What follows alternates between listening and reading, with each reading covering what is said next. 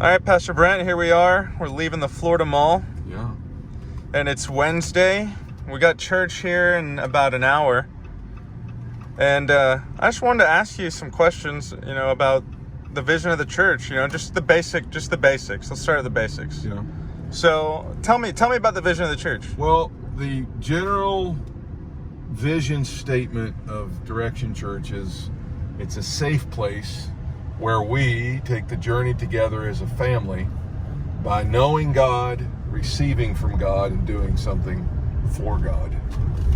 So the first part of the vision, okay, I wanted to talk about that. It's a real slick marketing campaign there, isn't it? Yeah. Yeah, we do need to unpack it a little bit. Yeah, so the very first part of the vision, because I feel like you just blew right past it just a little bit. Safe place. So talk about that. What does that mean to you?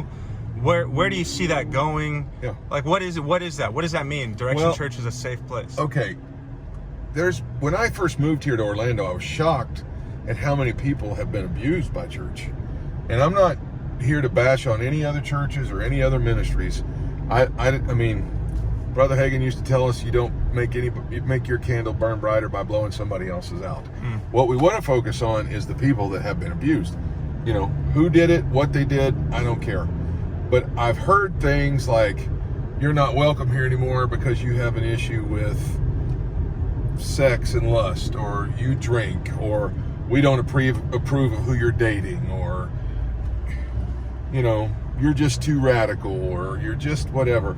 And there's been people that have just been abused by and thrown out of and kicked out of churches because they didn't fit a mold, so to speak. So that was the first thing that when I think of safe place, is that if Jesus expected all of us to be perfect before we came to church, none of us would come to church ever. And so we want people with baggage, which is why our Wednesday night service is called Bag Check. We want people to bring their baggage. I remember sitting with somebody that became part of our church that looked at me and said, I've had relationships with prostitutes, and if you don't want me to come to your church anymore after you know that, Pastor, I don't blame you. And I was like, you are the very reason the church is here for. And so we want people to feel safe here, that when you come to church, I don't care what your past has done. I don't care what you've done and what the mistakes you make and what baggage you bring with you. If you've been in an abusive situation from personal things or from a church or whatever, we're not going to exploit that. We're just going to love you and accept you in spite of all that. Now, at the same time, we love you too much to leave you there. We're not going to just act like it's okay and you don't need to grow and change. But when we say safe place, we want this to be a place where we're going to help you grow. We're not going to force you to grow. We're going to help you grow. And so that's the first part of being a safe place. The second part is, I know plenty of pastors who believe that them and the church is just here for whatever somebody can do for them. So whatever, and so it's all about, you pay your tithes, you serve, you do everything for the church, and we don't do anything for you. And I know plenty of people like that. You need to carry my Bible. You need to open the door for me. You need to, and to me, that's abusing people. And I just think that's being abusive to the sheep. And we want people to know that we're not here to take advantage of them. So it's a safe place that way.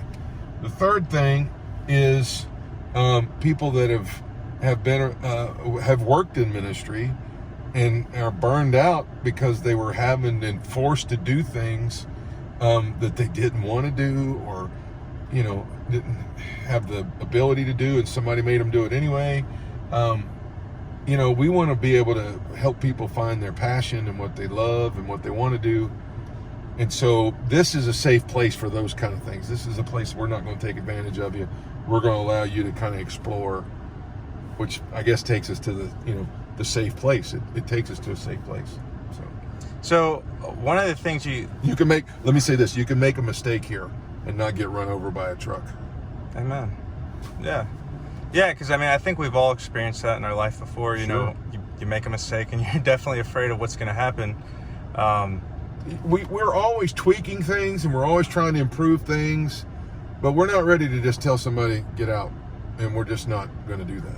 We're Yeah. just not going to say get out, and we're not going to cut you off. We may have conversations of, let's work on this, let's change this, here's some advice on this, but it's all given in love, not you better change Or else. or else. All right. So another thing that I feel like is big about our church is, you know, one thing that I notice is the relationship aspect. And I feel like that's got to be part of the vision. You know what I mean? Well, that's what the phrase journey together is we're all on this journey together. Now, let me clarify this. What is the journey together? Because in the church today, not our church, but in the church in general, there's a lot of famous church leaders that are leaving the faith. I saw something the other day where unfortunately a young man committed suicide, who was a church leader in California at Greg Laurie's church, which has got one of the longest running revivals in America right now. There's a lot of falling away. And I think I don't know everything, but just from what I've read and what I've seen, there's a lot of these people that are starting to fall away who have based their entire walk and their entire ministry on the things. So when I say the journey together, what are we talking about? Well, it's the relationship. We're all in a relationship with Jesus, and that's the bottom line. It's not life groups, it's not community, it's not worship, it's not preaching, it's not tithing, and it's not a long list of other things that churches say. It is a journey in your relationship with Jesus, and we're all on that same journey. If we're not getting closer to Jesus, then we're not moving in the journey. We're sitting still. And I heard a pastor friend of mine say the other day, he's like, if you just go to church for the worship, or you just go to church for the preaching, or you just go to church for the community, which that's a big hip word right now. Oh, we have such community at our church. Well, if that's why you're going to church is for the community, and if you're just going for the tithing opportunities or faith or whatever, if you're going to church for those things, all those are intimacies without the relationship with Jesus. And you know what, the discipline of the relationship. And my friend said that the other day. He said, you know what intimacy without discipline of relationship is, don't you? And then he looked at me and he goes, that's prostitution, my man. And I was like, ooh, so good. And so the thing is, when we say journey together, it's not like we're trying to put the journey above the relationship with Jesus. No, our journey together is all of us growing closer to Jesus together. And it's, if I can help you, praise God. If you can help us, praise God. We're all in this and at different spaces in this journey, and we're all trying to help each other get there together. Because if you're doing anything besides journeying closer to Jesus, then you're going to feel empty, and you're going to feel like, man, there's got to be more, and you're going to feel dissatisfied. And that's the truth. That's what it is. It's a relationship with Jesus. And when people go, there's got to be more. Yeah, his name is Jesus. And you'll never exhaust him. And I want you to come with us, and let's all go towards this together, towards growing closer to Jesus. And that's even more important than making an impact on the world. That's more important than serving opportunities, ministry opportunities. If you're not growing closer to Jesus, you're not going to make the impact on the world that you want to make. He'll lead you to make the right impact. So you got it. That's what the journey together is, a closer relationship with Jesus. And the reason I say it's so important, because people say, well, I can do that on my own. I read a stat today, and it so crystallized what I believe is so true about the journey together in your relationship with Jesus.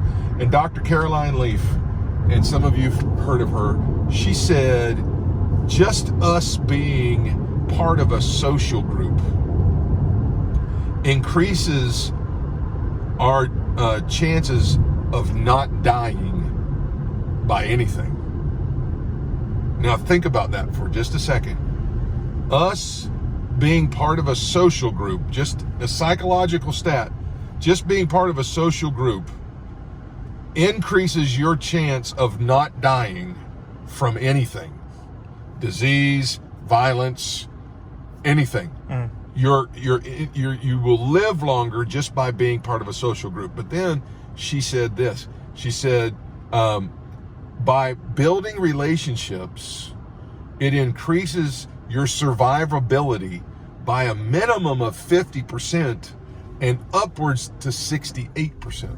It's insane. So people that are, like committing suicide or have cancer, or your chances of getting that lower, violent crime, all of that stuff lowers just by you being part of a social structure of relationship with people. Now, you can sit and go, I don't believe that. That's what psychology is teaching the world. Now, how much more should the church be able to say that in greater measure? Yeah. Because our relationships aren't just, hey buddy, how are you? It's, how are you? How can the power of God that lives in me agree with the power of God living in you to make something even better happen? So that's what